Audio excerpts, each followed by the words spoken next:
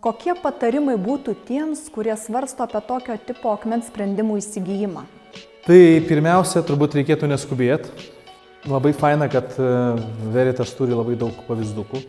Tai tu tą gabalėlį gali nusinešti namo, pasižiūrėti, ar iš tikrųjų tavo aplinkoje susigros su kitom spalvom ar kitais stacionariais daiktais, baldais, aplinka, tavo sienų spalva ir taip toliau. Nes aš skaitau, kad tu virtuvę gyvenime darai 2 kartus, galbūt.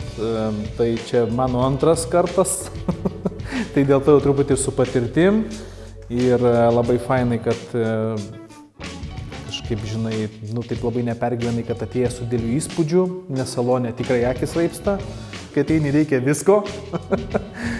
Ir tada jau, aišku, su tais pavyzdukais namie išsirinkęs, jau tada vėlgi didžiagabarytės tos pačios plokštės, jos vėl kitaip atrodo. Tai ten apėjus, apsikabinus, pabučiavus, patrinus, tada supranti tavo ar ne. Ir tada jau, aišku, duodi profesionalam, kurie duoda įvairiausių patarimų, kiek praktiška, nepraktiška, kur bus naudojama, ar industrijoje, ar namie, ar ant grindų.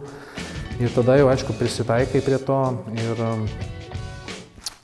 greičiausiai bet kokiu atveju veikia, nes paletė, tai sakau, kosminė, tik turėk fantazijai vietos ir protingam skoniui, kuris vėlgi padedamas profesionalų, tau vienintelį sprendimą vis tiek atrasi.